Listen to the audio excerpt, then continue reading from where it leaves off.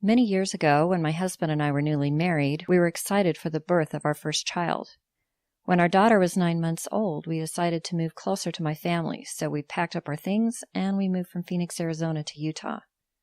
I grew up in a small rural community, and I loved the idea of being closer to my parents while raising our kids. Not long after our move, I became pregnant again. This was a difficult time for me because we were moving into a new house. My husband was working hard, but only making a quarter of the income we were used to, and I felt very isolated and alone. When our second daughter was born, she was colicky for several months and would not just cry, but scream every night until around 1 a.m. when she would finally throw up the entire contents of her stomach on me before settling down and going to sleep.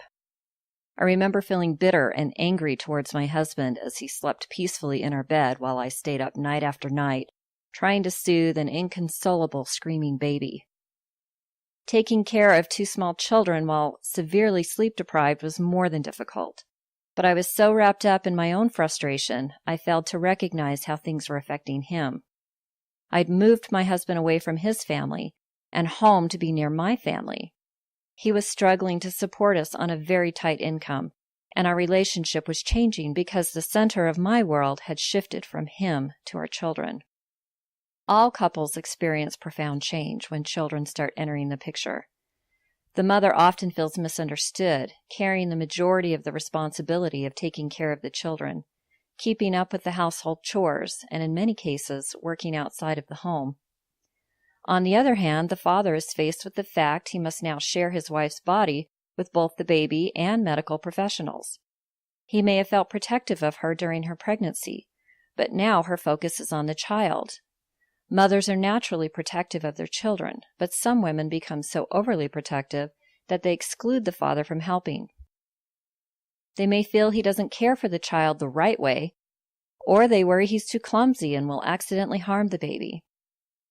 These defensive emotions mean well, but they can spark unnecessary tension within a marriage, especially if the father feels that he is working to provide a lifestyle he doesn't even get to enjoy. It's easy to get caught up in ourselves and underestimate what our partner may be going through. Keeping your marriage strong is the most important work that you'll undertake. Here are some tips to keeping your marriage strong and healthy. 1. Recognize that you're not the only one dealing with changes. Take a few minutes to appreciate what your partner may be experiencing. If you're not sure what they're feeling, ask them. Everyone wants to feel understood. They'll appreciate you acknowledging that they might be struggling also. 2, notice the small, thoughtful acts of kindness they do for you and praise them. This will not only help you feel love towards your partner, but it will encourage them in showing love and thoughtfulness towards you. 3, find time to be alone. Get a babysitter or a family member to watch the children at least once a week, and if necessary, more often than that. You don't even have to leave the house, just make some time to be alone with each other. 4, learn how to communicate with love rather than with criticism. We seem to be under the impression that criticizing someone will motivate them to make the changes we want, but it really only creates feelings of misunderstanding, anger, resentment, and conflict. Blaming and finger-pointing is a surefire way to destroy any marriage. Having a baby is a wonderful, joyful, and exciting time for any couple. Keep your marriage strong by always putting your marriage first, and give your children the gift of seeing what a happy, healthy marriage can be. This is essential for raising happy children in a happy home.